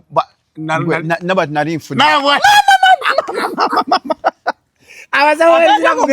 akantu ako nkaina obubokisi kaloke kabokisi akasooka webale nnyo kaliko kano kabokisi okigambo positive akabokisi akaddako okigambo negative akaddako inconclusive bwevoja tikinga akabokisi ka negative kati akabokisi akainaanye wano ka positive webale nnyo kati kwokubaka amaaso kati ate ng'ogyeko ekyo nze ate we nakwata okapapula nakwata box ene esooka eno nga sigiraba nange sagiraba nobati nagamba nfudde nayomba nagambirawo tekisoboka kati kulwaki njogera bwentu namenenga tekisoboka njogera bwentu tekisoboka nga njagala musawo addemu results bankebere buto kakati nga bagamba kakkana kantu kakebedde kiraka bakimanyi abasibe bakiyitamu nnyo ekyo olw'okupapa bakikola bagenderedde baba bakimanyi kati ate kira kye nategedde kasaba komyawo papula bwe bakomezawo baba balamu kasaba takazza nategeddeko nti omulwadde tebakakomyawo bamuyita naye ne bataka ne katakomawo bakunoonya ne wobeera muto obanga mutujju kakati shoko je nafunamu ko ninga tisoka kati kula gwatulaba jja kwebuza shoko yava ku manyi bamanyi twambuka ebigambo kati obwenzo bwaliko kati chobola yatya nedda nze kye natiramu ekyantiso kimanyi nga mu bwongo bwange nkakasa ebima bye Luzira by'amaanyi tebirimba ne lwaki bankebedde nga balaga nina tekisoboka okategedde arapi nantereza munaye mimi nekolaki nina tuya na blaza kati ngola Shalom olenga gaja ngola be Shalom kakati arapya mpita jangu ati yangambira unti yanga Shalom ne olomvayo ngendo okutuuka Shalom yali atudeka abantu wali toli ku foreign wali otudeka phone nane tudeka phone nga oli boti ngolinga akatulume gwenna boti newe wanda bako boti no mwenya mbwa gwe nkolabidde nkuzizaamu essuubi nakusanga wali oli bubi abafe kati bwe nkusanga bwenti nafuka ngoko ya waliwo kyali mu birowoozo ajjukira waliwo osuzeewo tomanyi bigenda ntambula bitya ate ekirandoza wali tomanyi nti era mu kkomera olwo mwe bansibidde kuba waliyo amakomera 3 waliyo apa ne Maction B ne lyaffe ng'ojjeko eri abakyala saagala gamba lyaffe si lyaffe Kampala limandi eryammwe eri abali nzi siri wa kkomera kakati Shalom nenkulaba ngamba ate kati Shalom nno kankubuulire faamu tulina olulimi olutonzi nali mu kkomera Nateete nengamba ddako ye Shalom wasanga luzira sabajjeko kamera ndowooza alindako nga tugenda kunzika tunaatera okumaliriza tojikala nakugamba uli tojikala nagamba kale nabyogedde ku poliisi naye bambi nenkulaba nanti walengera abali bazze okunda oponya be walaba nenkulaba abali bazze okunda nali ndi ku poliisi kana akamabi nakekyengera akabiguna kalebe bannaye kekomba n'engalo ne bannaye abazadde bakola loosi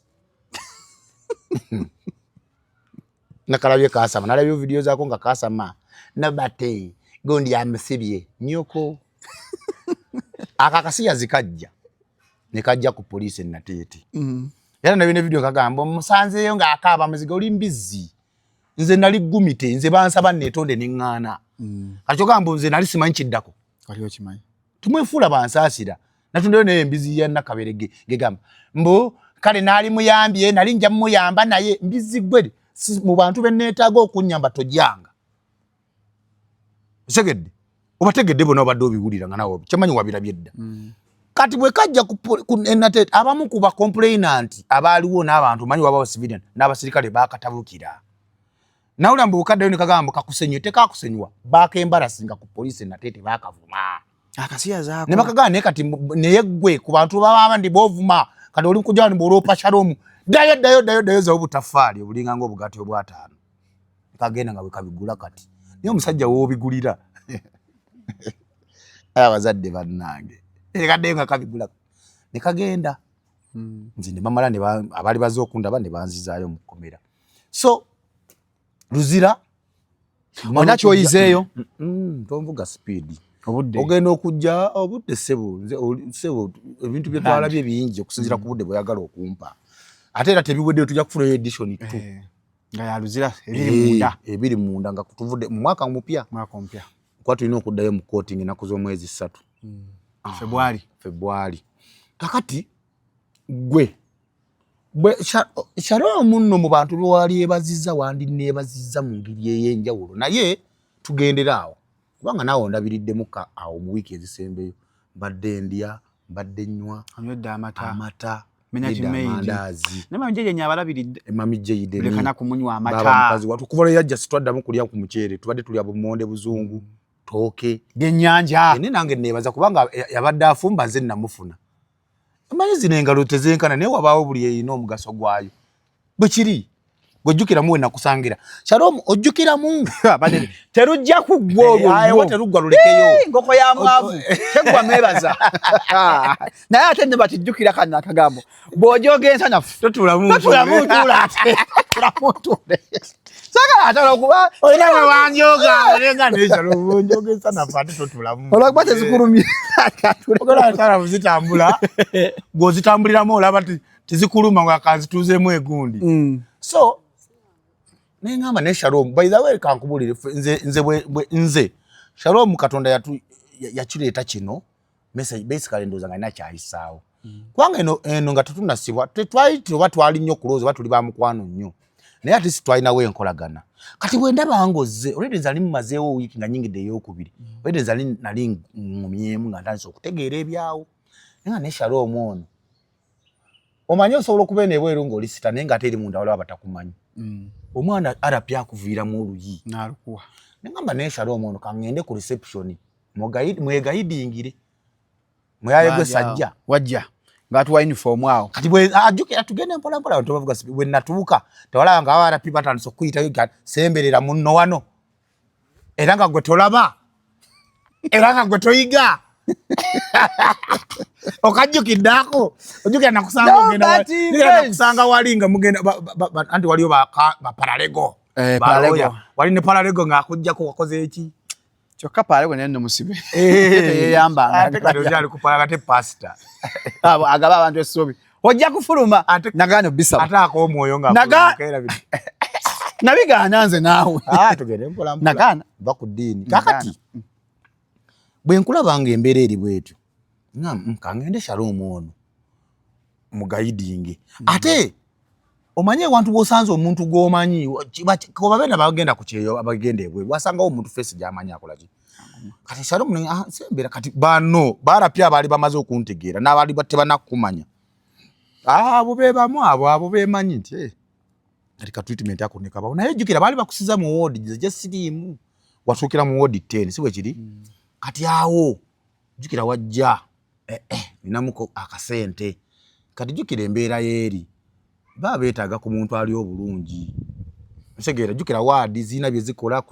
kusonda bintu nga kati tubadde mu tournament za mupiira ebintu ntunga ebyo tournament mazzi glucose obuntu ntunga obwo butono n'abasibe balina bye beekolera ngabbo okategedde they want inmates who add value tuleme kwogera nnyo kya ssente kuba munda tewali ssente who add value to the ward nga bakukayanidde dda bakugabye mu ffo abo banka ya kakati awo bwe tutambuze obulamu era n'olwo lunaku n'osula mu ward endala kati kula ward fo nkutumiddeko abantu bali mugamba kakati awo ndowooza ne tutambuze obusibe kyasinze okunyumya obusibe Luzira kulaba Zainepu kadanyo kali ku KBS Zainepu ate nongo ojagala okukamala yasamira muli akadanyo kabatake kalimu abantu babiri mukazi na musajja babeerawo tebekisinga batunulira bati ningane yebanange kumanya Luzira limwe ennaku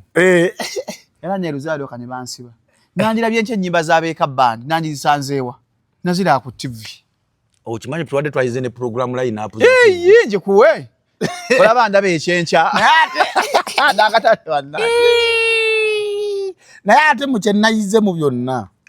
olaba mu byonna okimanyi abasibe beeruze bali obulango bwa TV babumanyi babuyimba mu nennyimba bamanyi buzinam abaana abanga wayimba akalango kwata ebiri mu nsawozo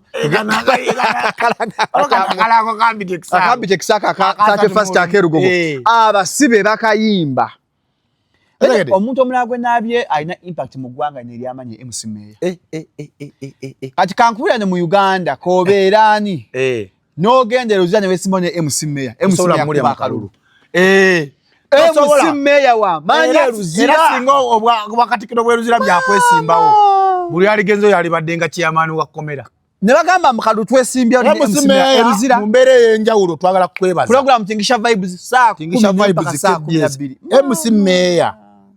oli serebu era bano basima bano ba legend ba wano sabanga omuyimbi akweyimbamu MC Meya wa manyi Luzira yajjo tukyalira ne bakungana ate owatingisha ze kulaba mmwe ngatanana kujja tulaba jukira ali atutumira la watumireza MC Meya atambuliza obusibe big on yourself my brother aina ayagera una kapira bongo ebyagera nga yekama ebyo obusibe bugwa byanjo so kujanga Shalom Jori number 2 events MC Meya atambuliza obusibe bannaye bwanyuma nnyonnyo kakati awo ze bankomyawo mu kooti olwokuna olugumye kati ofuse gumite ate nga nze alapiwa awo nasoka kubeera alapiwo nakati bakomyawo wali musibe mupya ovaayo ogolwedde ogamba odda waka kati awo wumbwa kali kati awo nali mumanyizira kuba nali ntegedde omulamuzi tebaliiwo bamubye ekisiru Shalom kakati bigabo benayogera ku kooti era nayo njagala tukitereeza abantu bakitegeere tujukire gulo twadenga bakasiru ku kooti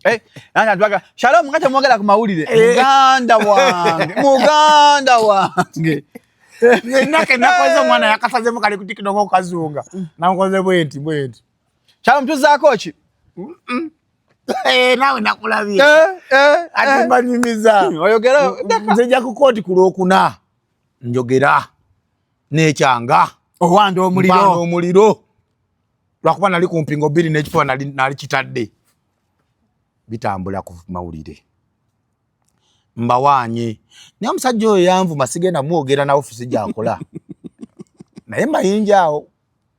yanvuma naye mukunvuma kwe namulabyenga alabika tayagala osi mukama waabwe ng'amuyinamu obuzibu kuba ebigambo bye nayogera nali sisa kitiibwa kya prisons nali nkyambusa ogamba nti tulya bulungi kati naliga ntulyanga mbizi era manya ajja biraba musajja gwe wannumya obusibe era nze mube navudde Luzira nga nkyaye nakukyawa nnyo ekige mazima manya ajja biraba kuba bajja birondoola bye twayogedde gwe kyobomanya bajja giraba eno walya kubanga omusajja oyo waliwo osiro yatuyita manyi osabadde atuyita nga atubriefinga mubeere bakkakkamu mubeere nampisa RP mubawe ekitiibwa okitegeera there is nothing different nti yatuteekamu kino segera naye kati kye nalaba ku basirikale naddala bano bamayinja abalala onfuna buli wakulaba nga osaakuyita nnyo you become an insecurity to them era fe abamu badde balowooza tuli bambega ba osi tumugambo be ebigambo no osaakuyita on a purpose ne mwogerako eyo purpose n'akuta you get ekirala kye nategedde e Luzira abasirikale oba Uganda prisons bawa nnyo bakama baabwe ebitiibwa wadozera salute bwe ziruma so maybe nabo baba batya ku lw'emirimu gyabwe nga bagamba ono mwana ate tatulemesa okukola kati omusajja oyo yasooka n'atuyita nga osita natuyita bambi n'atugamba tugende mu ofiisi ye nga tuvudde wa osi onfuna bulungi nze ku kye nategeera kulaki yanyombesa yalowooza twamunyooma you get tutwogera n'omukulu kati omukulu jjukira alina omusirikale omulala gwe yatukwasa ofune uniform obijjukira kakati netwambuka netutaddeyo ewooli mbadde ngenda kwogera ofiisi bannange netutaddeyo mu ofiisi ate netwambuka bwe twambuka mweyo embeera bakwaloketingidde okwebaka na biki wabaawo RP yajja Misinde bano aba reception najja nambuuza naye basajja mmwe buzibu ki koza ate buzibu ki omukulu nga yeebuuza mugenze wa osi mugenze wa gundi mugenze wa ofisi ya mayinja ono noono muloopa ki ne mugamba anedda oli omukulu abadde amuyise nga tuli ffenna ng'alina byamubriefinga weeyise bulungi wano toleetawo malala ga bweru abasibe mwenna mwenkana okategedde nagamba kitegeeza nti ono omwana RP yali ebigambo omukulu oli gwe gambye yanyombesa kati okuba omukulu yamala n'akinnangira nagamba kyenava nabayita ne mutajja wano okategedde so omusajja oyo yampisaamuko obubi nannangira yanvuma kyalo omulaba neetondera omuntu mba mmenyese so omusajja ne mwetondera nsaba kumusonyiwa saamanya ani yagamba abasibe boogerera ku mawulire era namu kati nda message kati wanze nali sikiwulirangako wantu wonna kati kanyambeko be balisiba bwe banga ng'owumbawumba gwe balireeta ku kooti munnaye tokkirizibwa ng'oli musirikale ng'oli musibe wa prisons ng'otaddeko empingo tokkirizibwa kwogera n'abamawulire obeera omenya etteeka era kyobalaba buli otandika okwogera bwoti bakuggyawo sipiidi okategedde yannangira ebigambo bingi awo guruza gwe munene gwe tusibye wano tulina babesigye tulina naye ku mutima nga mwe era nange nze nno bati kati laba ate bwampeerako ekizambo ya mufumbiro tulina bamufumbiro wano enkeera mufumbiro naye yakeera kuleekaana ku kooti twabiraba ku TV so then mbadde embeera but if we are to give a pass mark Uganda Prison Service need to score 90%. There are some irregularities waliwo ebizibu nabuli bebayina nga abantu because they are not perfect nga abantu ekira waliwo ebizibu bebayina nga maybe tebiri caused by bo nemu ababaka ba parliament mu bintu bino njagala tuogere nnyo tukutire ababaka ba parliament gwoba ng'okyali oli MP nga Luzira olabanga night mayor baako gwokolerera omuntu wa bulijjo mulwanirire nnyo ab'ebitongole by'amakomera kwajagala otegere okiba nti Uganda Police bw'aba ina wagadinga kati geze nga ku gate wano oba ku kooti babayo kawalawo ensi ani akabawa aba prison nga batulese ku makomera ekirala mwe bantu mwe abalina humanitarian nature abagabi mutandika okwekolamu omulimu mukole mukyalira abasibe bane cyo kikulu mugulira abasibe ku bintu ebikozesebwa genda keruzira mugende keruzira yadde tolinayo musibe gwomanyi babiwe wodi oli mugagga mwana ddala abakkiriza abalokola abakyoyagala kubaako nsigo gyosiga kwata ogenda osige mu basibe 10 osegedde kubanga bw'okyali lweruzira olina engeri gy'owuliranga waliwo n'abafaani babadde bajja nga tobamanyi si bwe kiri esitole jagikola ndala nnyo abantu abajja nga sibamanyi so ba NUP mbakubira omulanga tugenda mu kisanja kipya ekisanja kino mulwanirire nnyo amakomera ga prisons budget yaabo bukiba kyetaagise kubisibwemu emirundi 3 twagala okwebaza management ya Luzira Kampala Remand emmere badde ekyusibwa abaana badde bali muwogo nga bwajamala bakeeta mumuli ennaku ezi nani stop okategedde nenga ekyuse guli omwogo tegulika banna abagufumbisa maana wayako mwogo omuddukavu bagufumba anti baba n'ekirungi guba guyidde mwogo weruzira banna etaliika anti wuliriza kyekikufuula omusibe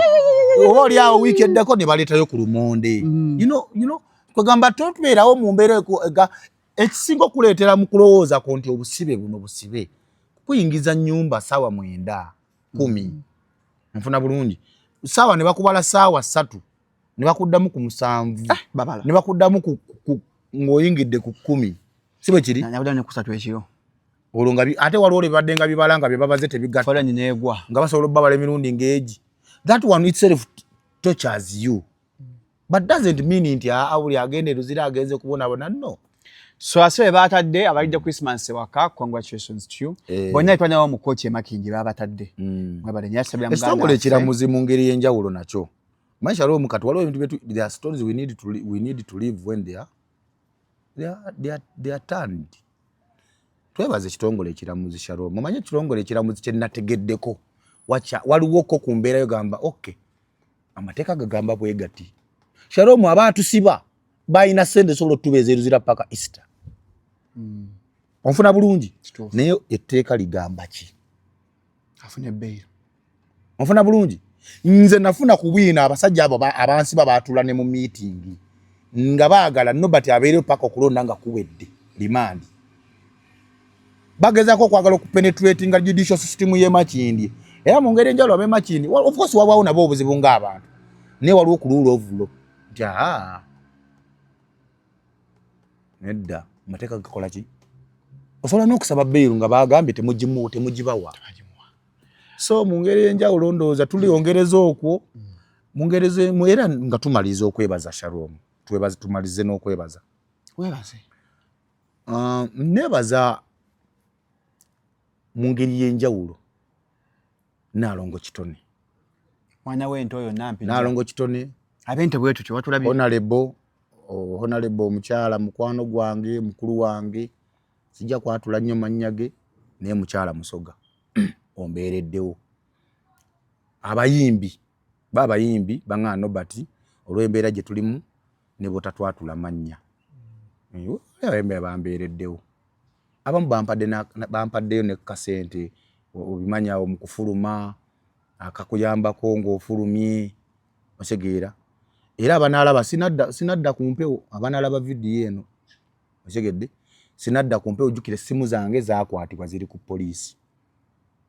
osegedde bulungi ngate nalina ekizibu nti line yange emu eri mu mannya gange ate national ID yange yambula kubati waliwo engeri gye bali mu kunnyambako mu ngeri y'enjawulo kulanga nfuna at least line yange ziri ku nki. So abawagizi ab'enjawulo abawagizi bafango ni bambeereddewo. Gozi wobeera munda tomanya babeera bwere ndowooza. Olira tekyetagisa kusiibula. Ati obudde. Tukolera abantu Shalom. Tukolera abantu. Famire yange mu ngeri y'enjawulo bazadde bange. Nebaza mami wo yazze koti bambi n'abaawo. Mama wange yazze. Mukyala wange yankyalire ku Luzira because of the nature of her job. You know manya abantu abamu bakola emirimu gyabwe najjo giringa busibe. Olina okukeera ssaawa 2 tumalize nno bakyo obudde ssaawa 10 tugenda mpola mpola bwe tumaliriza. So byebyo bapromota bannange abasobodde Bajjo yajja nankyalira yampaddeyo ne kasente mu ngeri enjawulo Bajjo weebale ne bapromota abalala mwenna nammwe abaze ku kooti abaze okunta big events in a special way yangulira ne ku bindaazi kwanza Mariamu wange nzamita Mariamu nze namusaba namugamba Mariamu nina ebimmala nengulirayo ebindaazi paketi 3 ndidde ebindaazi eruzira akuuma atakuumira ssente abasirikale bezulira tubaagala nnyo mwebalire ddala okutulabirira n'okuyisa obulungi abasigadde nze Norbert Events generational promoter akabaluma sikeerabira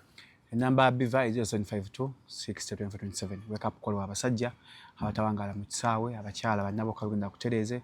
abalina alusai sinuses ne asthma kendo wengo ofuna eddagala musule bulungi mweraba basi